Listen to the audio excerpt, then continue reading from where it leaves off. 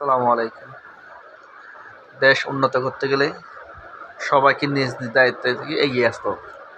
এদিন যারাই সরকারি দলে আসুক না কেন সবাই বলে কি কথা, যখন ভালো একটা কিছু করতে চায় তাকে কেমনে জায়গা থেকে বদলি করবে, গাড়ি কেমনে কি করবে না করবে, শুধু এইগুলাই নিয়ে বড় বড় গডফাদাররা জায়গায় জায়গায় বসে নীরবে খেয়ে ফেলতেছে। ছোটোখাটো নিয়ে শুধু বিচার সালিশ, এই ছোটোখাটো জিনিস নিয়ে বিভিন্ন কিছু নিয়ে শুধু আইন করতেছে। শুধু আইন করার কি প্রয়োজন? যেগুলো আইন আছে যেগুলো এনাফ, এগুলো আরো সংস্কার করো, এগুলো নিয়ে আইন ছেড়ে দাও।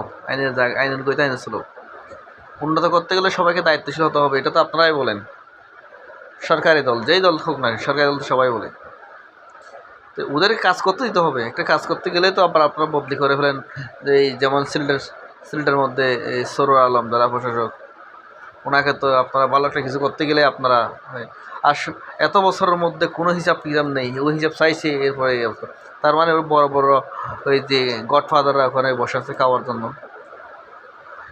তাহলে আপনারা আর বলে এগুলো বলে লাভ কি? শুধু বাংলাদেশটা হলে ক্যাতকা মারার মতো রাখালদের মতো। আমরা বিদেশে গেলাম, চাষবাস করে যা হয় তাই নিয়ে দেশে আসলাম। এখন তো এই বড় বড় গডফাদাররা তো তাইলে এরকম। বাংলাদেশে আসলো বড় বড় চেয়ার নিল, সময় শেষ, বাহিরে চলে গেল। ভাই শান্তি নেই, কোথাও শান্তি নেই। বিভিন্ন দেশের দিকে তাকাও, কোনো জায়গায় শান্তি নেই। শুধু নিজের দেশে ভালো কিছু করো, এমন কিছু করো তোমার জীবিতকালে যেন তোমার নাম ধরে, মৃত্যুকালে যেন তোমার জন্য দোয়া করে। এছাড়া তোমাদের আর করার কিছু নেই। ভালো কিছু করলে ভালো একদিন কিছু পাবা। না হয় জাতির মন থেকে যদি ঘৃণা চলে আসে, কি হয় এটা অতীত আপনারা অনেক দেখছেন।